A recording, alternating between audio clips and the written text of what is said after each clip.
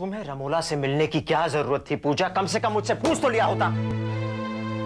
No Govind, मैं बस यूं ही मिलने चली गई।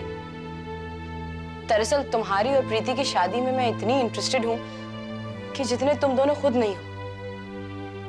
एक्चुअली तुम नहीं समझोगे, हम मिडिल क्लास लोगों को अपनी जिंदगी में कोई ना कोई गोल बना के रखना होता है, क्योंकि हमारी खुद की लाइफ इतनी बेमानी और बोरिंग होती है कि हम लोग रोजमर्रा की उलझनों से ही जूझते रहते हैं। वो सब तो ठीक है पूजा, मगर अब पता नहीं ना कि वो रमोला क्या कर बैठे। वो कुछ नहीं करेगी गोविंद। अच्छा ही हुआ मैं उससे जाकर मिली, मुझे बहुत अच्छी लगी। मेरे दिमाग में जो उसके लिए एक इमेज थी वो बिल्कुल उससे ऑपोजिट है। उसके सीने में भी एक दिल है जो धड़कता है, हालांकि वो बात अलग है कि वो तुम्हारे लिए धड़कता है। मालूम है मुझे, उसने मुझसे भी ऐसा कुछ कहा था। फिर क्या कहा तुमने? क्या कहता मैंने उसे कह दिया अगर वो दोस्त बनकर रहना चाहती है तो ठीक है, वरना वो दोस्त भी अच्छी साबित होगी गोविंद। मैं जानता हूं पूजा, मुझे दोस्ती से कोई एतराज नहीं है, बट यू नो पीपल, लोग जिंदगी को एक जंग की तरह जीना चाहते हैं। हर बात को हार या जीत के तराजू से तोलना चाहते हैं। मगर मेरा निशाना मुझे मालूम है, मेरी मंजिल तय है। गोविंद, मेरे ख्याल से अब तुम्हारी मंजिल एकदम साफ है। रमोला एक रुकावट थी, लेकिन अब वो शायद एक मददगार बनकर आएगी। नहीं, अब भी है कुछ लोग जो ऐसा होने नहीं देंगे।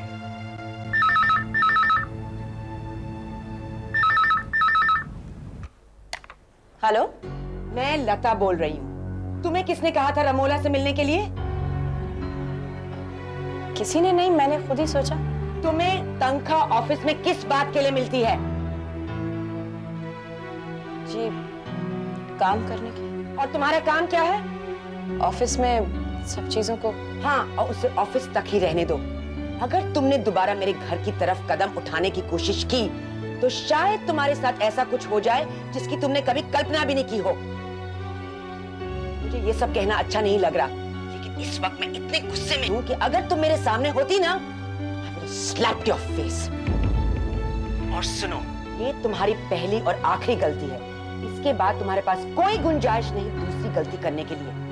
और मैंने तुम्हें नौकरी से इसलिए नहीं निकाला है क्योंकि इस वक्त मेरे पास और बड़े-बड़े और जरूरी काम है करने के लिए। मेरे ख्याल से तुम्हारी जैसी लड़की के लिए इतना कहना और इतना समझाना काफी है। Do you understand me? Yes, ma'am. That's better.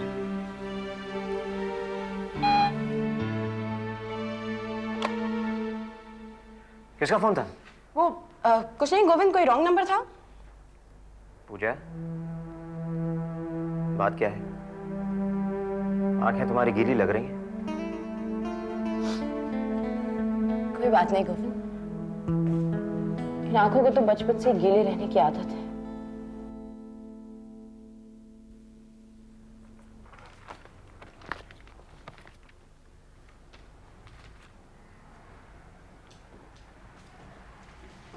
अगर आप चाहें तो एक कॉफी ब्रेक ले सकती हैं। वैसे बहुत काम कर लिया आपने। आपकी नजर हर चीज पर रहती है या ये मेहरबानी सर मुझ पर है? चलो, एक बात तो अच्छी है कि आज आप मुस्कुरा रही हैं, वरना पिछले दिनों में तो बहुत परेशान लग रही थी आप। अब मुस्कुराना, परेशान होना, ये सब इंसान के हाथ में थोड़ी होता है। एक्चुअली इंसान के हाथ में कुछ होता ही नहीं। वो तो सिर्फ एक बड़े नाटक का हिस्सा है। स्क्रिप्ट लिखी जा चुकी है, सिचुएशंस रेडी है, उसे सिर्फ अपना किरदार निभाना है ना। आप जो कह रही हैं वो गलत नहीं है, लेकिन सही हो ये भी तो जरूरी नहीं है। आप बिल्कुल डिप्लोमेट की तरह बात कर रहे हैं। एक ही सिचुएशन में एक ही वक्त पर सब कुछ सही और गलत दोनों कैसे हो सकता है? ये बात भी ठीक है। प्रीति, मैं कहना चाह रहा था कि कल जब रात को मैं घर गया तो मैं सोच रहा था, आप जानती हो कि काफी बारिश हो रही थी। Oh yeah, it was lovely. Isn't it? मेरी छोटी बच्ची सिमरन वो भी सो रही थी। बारिश और मेरी नींद का बहुत गहरा ताल्लुक है। जिस दिन बारिश होती है उस दिन मुझे नींद नहीं आती। आपको ये तो नहीं लग रहा कि मैं ऑफिस में कोई पर्सनल बात कर रहा हूँ? नहीं, और वैसे भी आप तो पर्सनल और प्रोफेशनल में कोई अंतर होता है ये तो मानते ही नहीं। आपके हिसाब से तो जिंदगी एक होती है, इंसान एक होता है ना? काफी तेज याददाश्त है आपकी। And besides, it's a coffee break, isn't it? आप ये भी ठीक कह रही। प्रीति, एक बात कहनी थी तुमसे। जब हम दोनों यहां मिले वो एक इत्तेफाक हो सकता है, लेकिन हम दोनों तब मिले जब हमारे साथी बिछड़ चुके थे। ये कोई इत्तेफाक नहीं हो सकता। जैसे अभी आपने कहा कि हम सब एक बहुत बड़े नाटक के किरदार हैं, वो सही है। मैं ये कह रहा हूं शायद हमारे मिलने का कारण यही है कि हम एक दूसरे के दुख को समझ सकते हैं, एक दूसरे के बिछड़े हुए साथी की जरूरत को महसूस कर सकते हैं, एक दूसरे की जिंदगी में एक नई शुरुआत का जरिया बन सकते हैं। और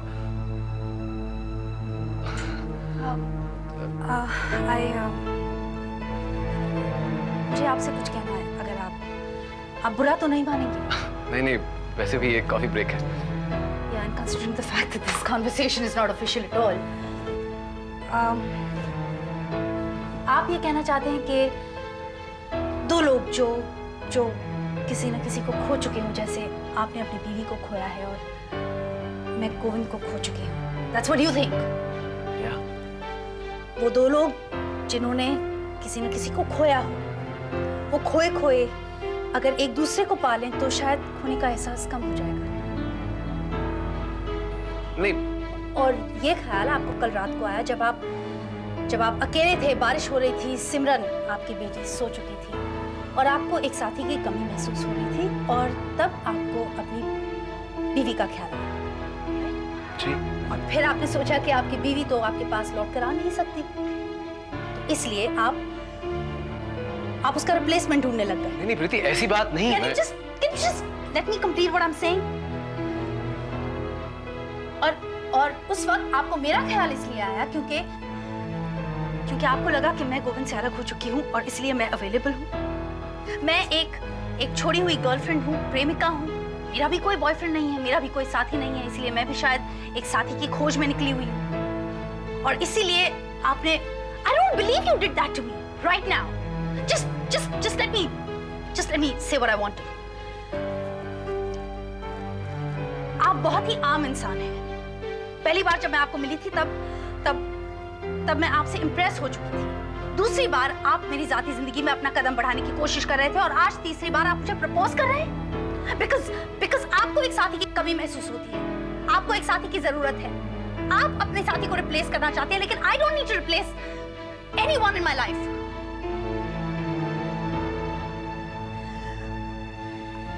I want to make one thing really very clear to you. Govind मेरे साथ हो ना हो, हम दोनों एक दूसरे से शादी करें या एक दूसरे से अलग रहें, मैं हमेशा गोविंद से प्यार करूंगी। गोविंद मेरी जिंदगी का हिस्सा था, है और हमेशा रहेगा, और मैं उसे रिप्लेस नहीं करना चाहती। Is that very clear? Preeti, I'm very sorry. You ought to be very sorry about this. और मुझसे माफी मत मांगिए, अपने आप से माफी मांगिए और अपनी बीवी से माफी मांगिए जो नहीं है इस दुनिया में।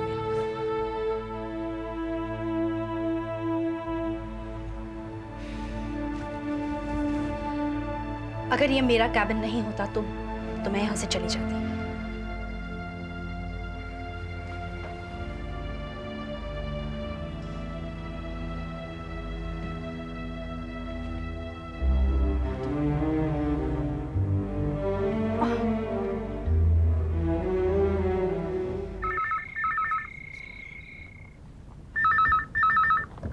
हेलो, यस, क्या हुआ?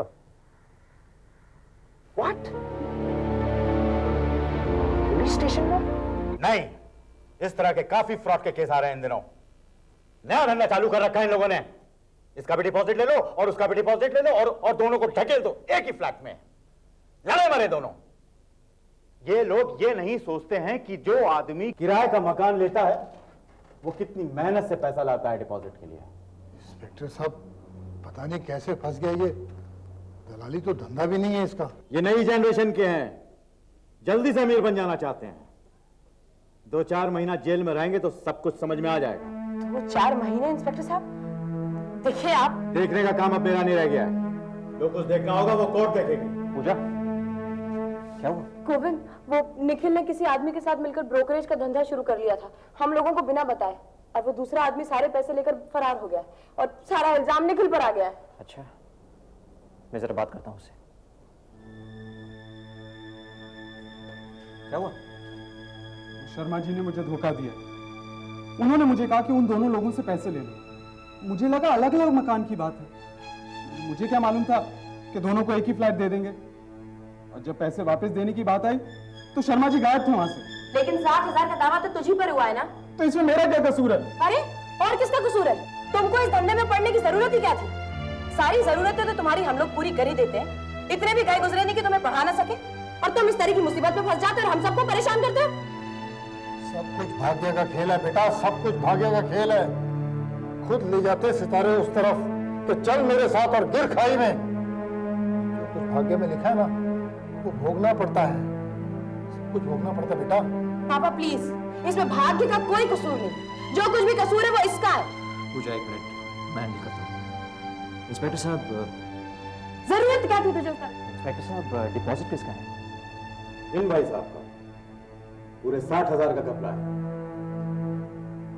देखिए, डरने की कोई बात नहीं है।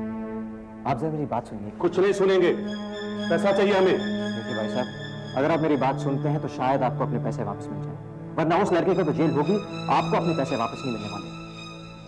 आप आइए मेरे साथ। कम।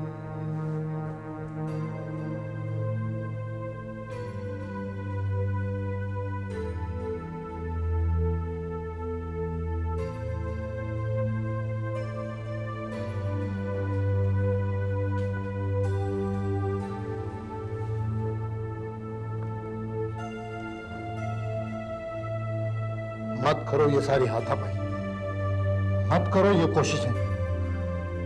आज तक किसी को किस्मत से ज्यादा और वक्त से पहले कुछ नहीं मिला, तो फिर क्या जरूरत है ये सारे घपले करने की? जो कुछ भाग्य में लिखा है ना वही मिलेगा, और घर बैठे बैठे मिलेगा। फिर जरूरत क्या है ये सब करने की?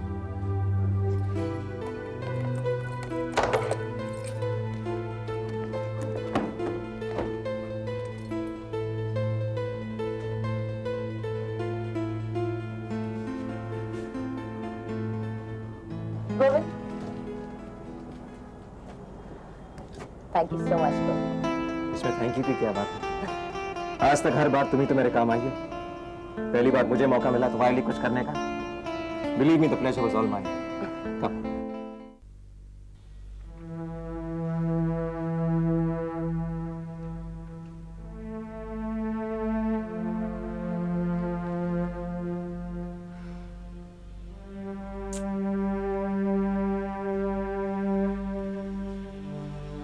मुझे आपसे बात करनी है। बोलो। मुझे शाम से ही लग रहा है तुम कुछ कहना चाह रही हो। नहीं, कोई प्रॉब्लम नहीं है, लेकिन एक बात है जो आपके साथ शेयर करना चाहती हूँ। कहो। पापा, आज मेरे ऑफिस में कुछ अजीब सी बात हुई। मेरे बॉस मिस्टर तेजेश्वर दत्त, उन्होंने एक बहुत अजीब सी हरकत की। नहीं, बदतमीजी नहीं की, लेकिन जो किया वो बदतमीजी से ज्यादा था। एक्चुअली उनकी बीवी कुछ सालों पहले एक्सीडेंट में गुजर गई। उनकी 5 साल की बेटी है। वो अपनी बीवी से बहुत प्यार करते थे, शायद। अब आज अचानक उन्होंने बात शुरू कर दी। कहने लगे कि तुम और गोविंद अलग हो चुके हो, तुम्हारा दर्द मैं समझ सकता हूँ, और जब दो लोगों का दर्द एक बराबर हो तो वो साथ मिलकर एक दूसरे का दर्द बांट सकते हैं। कोई दो लोग अपना दर्द कैसे बांट सकते हैं? It's such a silly thing to say. और वो आज सिर्फ इसलिए प्रपोज कर रहे हैं मुझे क्योंकि गोविंद और मैं साथ नहीं हैं, लेकिन इसका मतलब ये तो नहीं ना कि मैं अवेलेबल हूं। दो लोगों का एक दुख हो सकता है, ये मैं बात मानती हूँ, लेकिन जरूरी नहीं कि वो दो लोग अपना अपना दुख लेकर एक साथ रोएं। ये तो जरूरी नहीं है। I was really upset by this and I'm glad मैंने उन्हें डांट दिया। प्रोफेसर की बेटी हो, डांटना तुम्हारा हक बनता है। गलत तो नहीं किया ना पापा।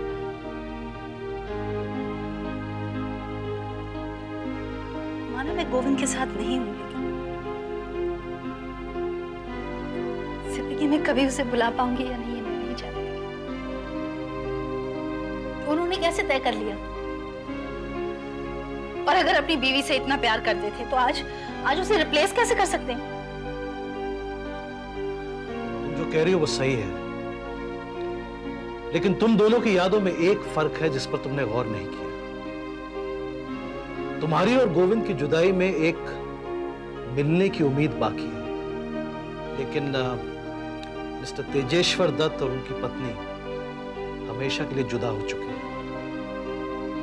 मरकर कोई वापस नहीं आया प्रीति, इसलिए उनके लिए एक नया साथी ढूंढना कोई गलत बात नहीं है।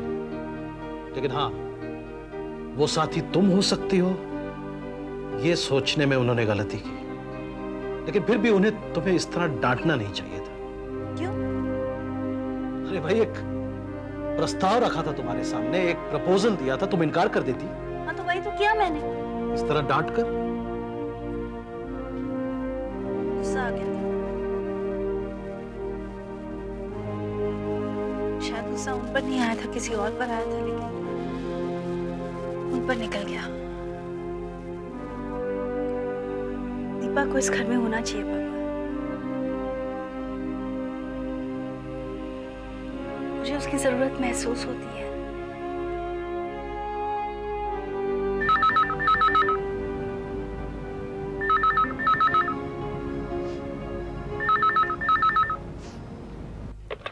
हेलो।